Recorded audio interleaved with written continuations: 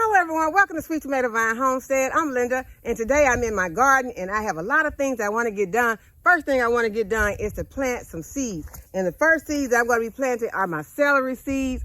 Go ahead and get them planted because I love making the celery salt. The celery salt is so delicious and we're getting really low. We need to go ahead and get some more celery seeds planted. And if you recently purchased some celery from the store, you can go ahead and pop that root into the ground, put some soil around it, and they will grow and make celery for you. So don't throw away those celery roots. Don't throw away those green onion roots. And don't throw away those roots off of things like romaine or head lettuces. Go ahead, pop them in the ground, and you can see that you will start getting some leaves growing on those roots. So we're going to pop these in, but I'm also going to be popping in some muscadine seeds today. I have had these muscadine seeds in the refrigerator cold stratifying. Cold stratifying means that you are going to trick those seeds into thinking that they've gone through some winter months or some cold temperatures, and then they're going to grow for you. Some seeds will not properly germinate if they have not been cold stratified. There are some other things that you have to do to seeds besides cold stratification. Cold stratification is one thing that you have to do to these seeds, but you also have to scarify these seeds. Scarifying seeds means that you are just going to scratch the surface of your seed. What I like to use is a emery board, and I just put the seed on the emery board, and sometimes I put one seed between two emery boards and slide it back and forth, and that way it will save my nails, save me from filing my nails down. But it don't take very much. You just want to scarify them. And so I'm going to go ahead, I'm going to scarify enough of these seeds for this container, and then we're going to plant these seeds, and we're going to plant our celery seeds. Okay, so I have already scarified all of my seeds, and I have placed each one on top of the cell that is going to be planted in. And I think I may have missed one, so I'm going to go ahead and make sure that these are going to go underneath a dome lid, and they're going to go on my grow station, but they do not need light to germinate, so I would not be putting any light on them until they have germinated. And it only needed a ½ inch of soil medium on top, so they need dark to germinate. So with the soil I placed on there and this vermiculite, I'm ready to start germination. And now I'm ready to plant my celery seeds, and celery seeds do need light to germinate. So the seeds are small. I'll just put a little bit of the vermiculite on top, and that way they'll be able to get the light that they need. Now, these seeds are so small.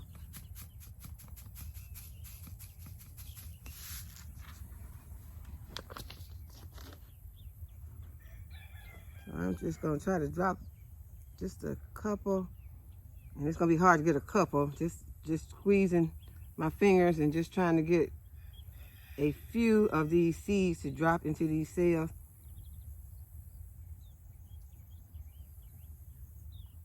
We want a lot of celery plants, but we don't want to waste our seeds.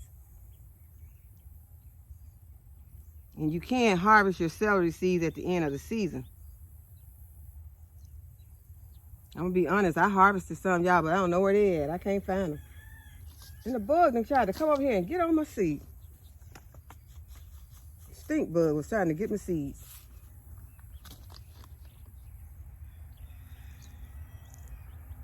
Okay, so I forgot where I stopped off at. I'm just going to go back on this row, put a few more, and then go back on my 4th row. And these seeds are so tiny that they are hard to work with. I'm probably going to end up, well, I still have a lot of seeds left, so I'll just take these and go down this last row. I'll just take a few more and go down this last row.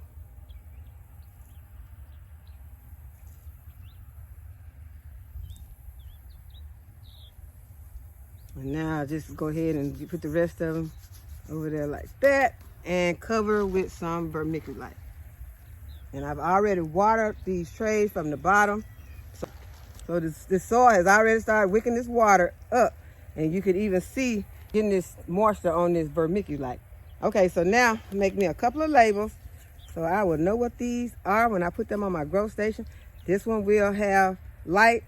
This is the celery, and today is 9/12.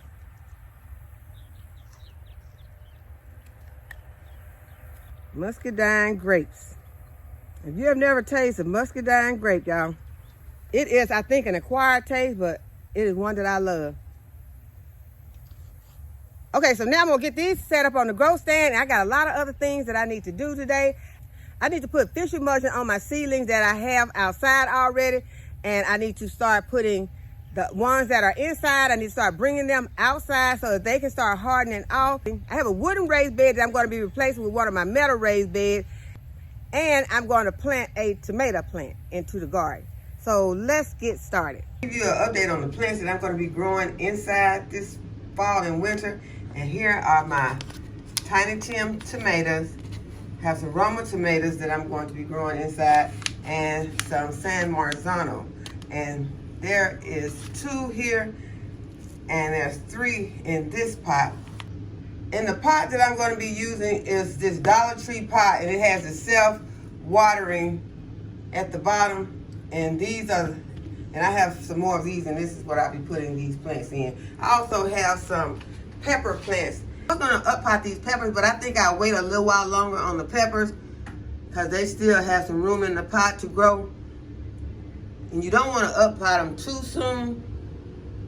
You just want to up pot them once they are running out of space in the pots that they are in, like these tomatoes are.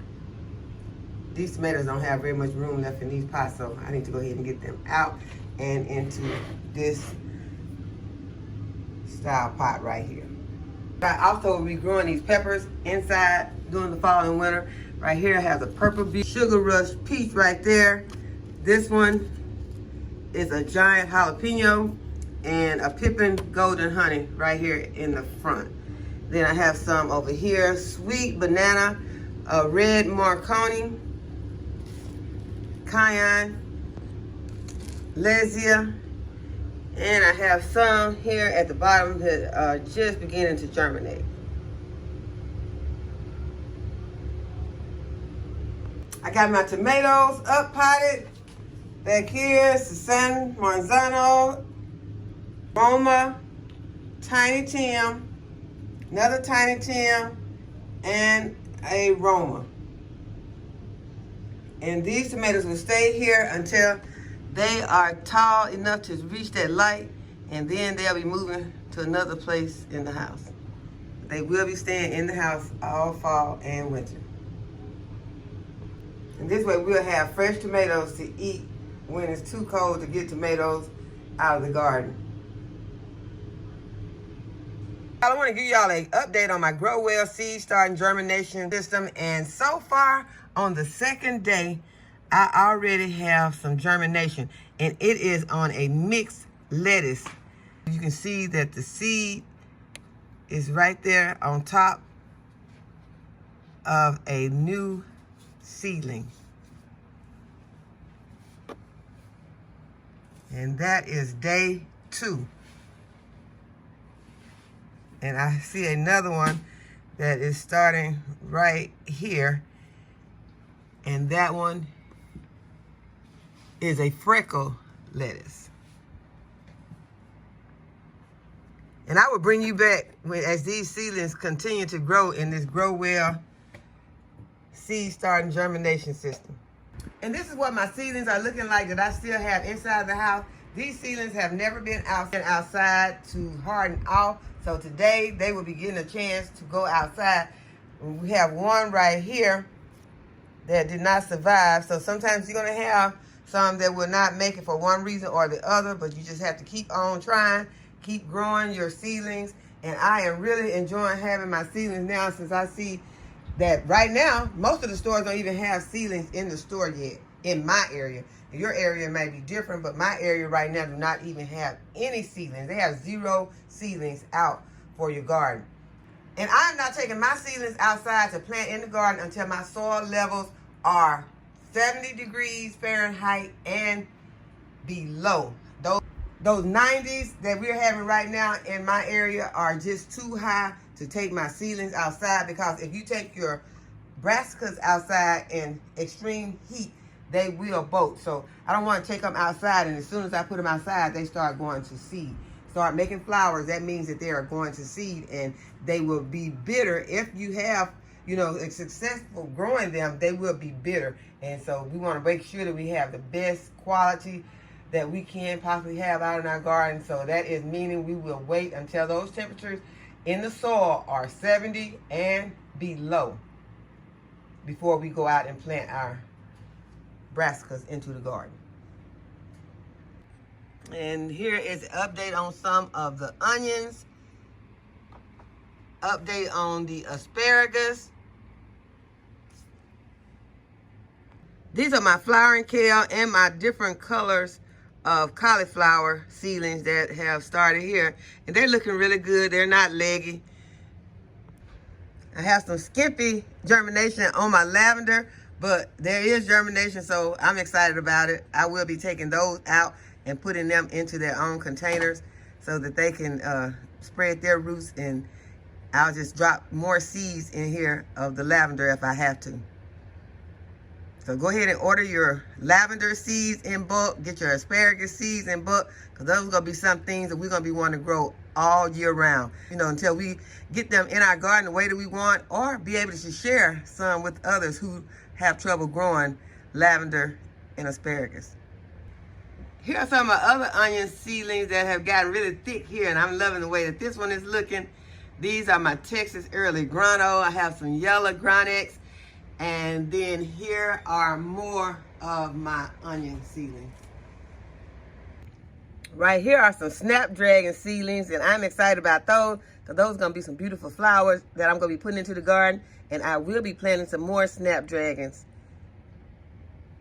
And right here are my sweet williams, also beautiful flowers that'll go out into the garden for fall and winter. And here are more snapdragons. And as I told you all, I do occasionally buy some plants from the store. These are some chrysanthemums. I'll be placing them into different containers out in my garden. I like to get them when they are like this, when they have not opened up.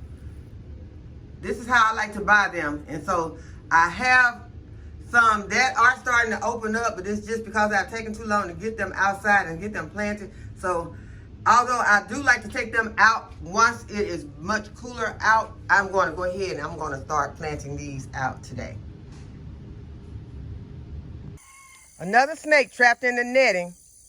We put the bird netting up all around the garden, and this is as far as the snakes make it when they're trying to get into the garden. At the entrance, trapped. Here's an update on the calyx that are on the Jamaican sorrel.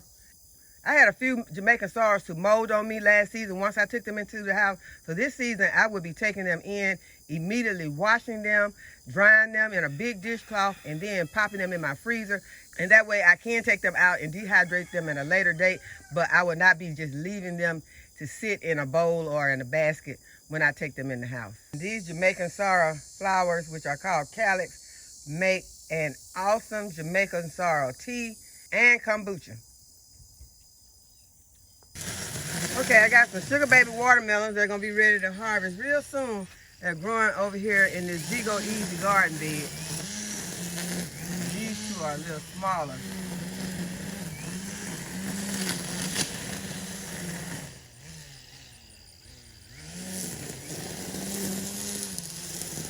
This one is pretty big.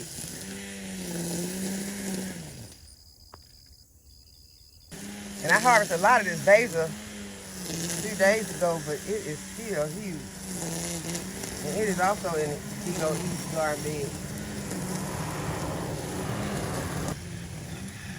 And the yellow beans are beginning to really grow in this Zigo Garden Easy bed.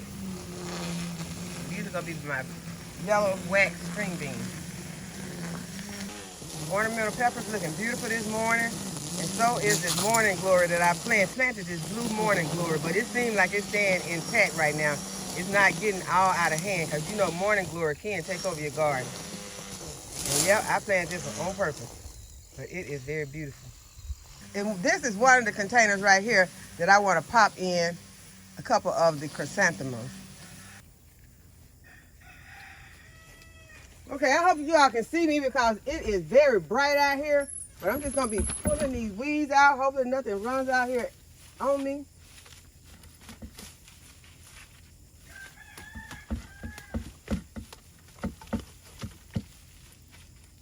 And really, these are not weeds. These are some goji berries.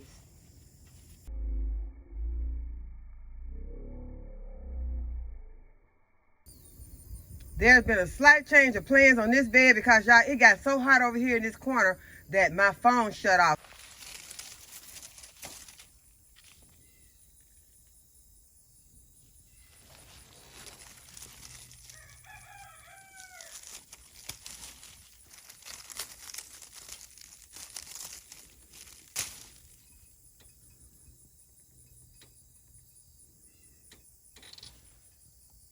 Even though these plants are looking bad, I'm still harvesting some delicious cucumbers.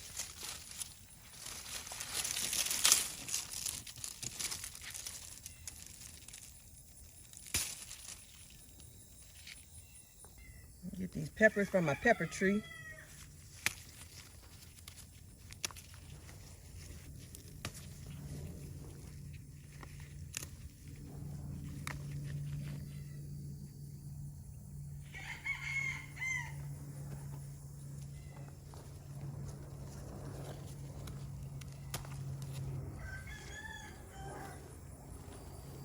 It's pretty loaded right now.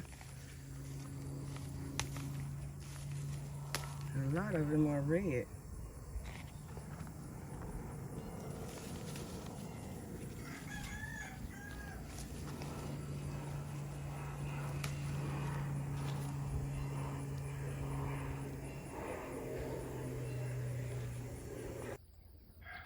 And Diva Jones sent me the seeds to these tree peppers. Thank you, Diva Jones. I am loving these tree peppers. Let's see if I can get this big cucumber. This is the Armenian cucumber.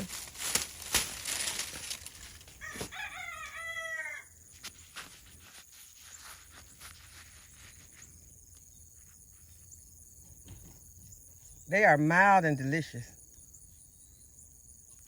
And they get huge. Now we're tearing down one of the raised beds that had rotted out. This is one of the wooden raised beds. We're gonna be putting in this raised bed that I put together a couple of weeks ago. What the area looks like so far. Got a pepper plant and a lantana plant in here. And we're gonna try to work around them. We're gonna leave them in the bed and just put this over and then refill this soil into this bed.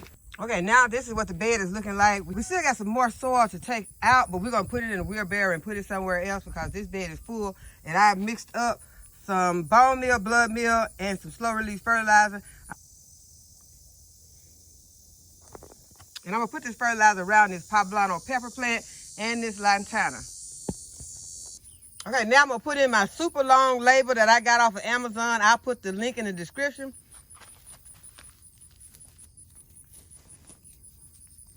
So I'll remember what kind of pepper this is.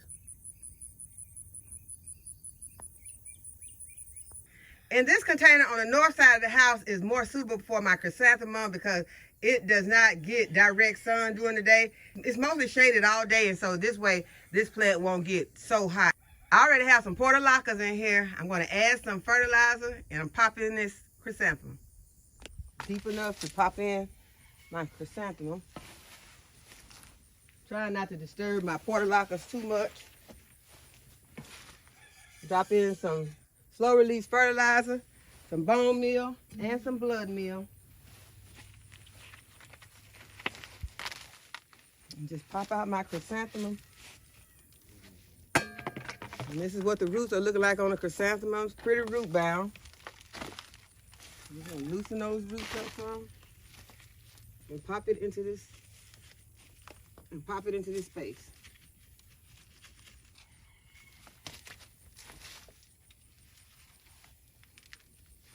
Add the soil back in around it.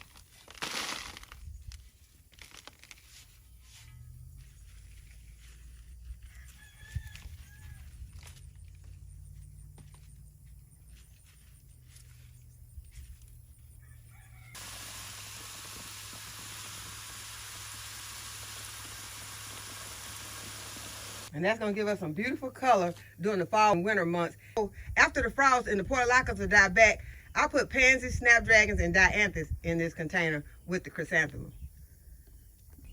Okay, and these are my seedlings that have been outside for a long time. I am going to take this tomato plant out today and plant it in the garden. It's going to be outside in the garden, so I'm going to take this tomato plant, plant it in the garden today. I'm going to give these other plants some fish emulsion. since they will not be going out into the garden yet, I'm going to give them some fish emulsion. But this tomato plant will love going out in the garden in the heat. And here are some more plants that will be getting fish emulsion, and they will be staying outside. But as I told you, I'm going to go ahead and bring those other plants that are inside outside so that they can start hardening off. Okay, so this is what it looks like once I peel the pot out from around it. So the roots are still looking good, and I'm going to go ahead and pop it in. Okay, so now I'm going to drop my label right here beside it, and that is the beefsteak tomato. And you might think that it's too late to plant a beefsteak tomato because we are in September, but we still have at least 60 days before my first frost date, and these beefsteak tomatoes can reach maturity by 60 days, and this one has been planted for over 30 days already. So I'm going to go ahead, water it in, give it some fertilizer, and we're just going to wait and see what we get. The main thing is to know when your first expected frost date is and how much time to maturity this plant or seed that you are planting has. Okay, but I'm still harvesting some ground cherries.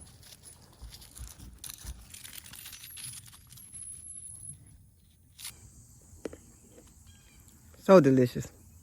Okay, I see a couple of cucumbers laying over here on the ground. I'm gonna get over here and harvest those. And there are still a lot of flowers for those Armenian cucumbers, so we'll be getting Armenian cucumbers until frost. And this is what our sweet potato plants are looking like, so we will be harvesting sweet potatoes. I'm gonna wait for those plants to turn brown and wither before I harvest my sweet potatoes. I am still very excited about the fall garden, but I'm going to wait until those temperatures get lower before I start popping my plants out into the garden, because I do not want those plants to get out in the garden and then start going to seed. So I hope that you have enjoyed this video and that you'll give this video a thumbs up and subscribe to my channel, and go ahead and hit the notification bell to be notified when I upload a new video. And as always, thank y'all so much for watching. I'll see you in the next video. Bye-bye.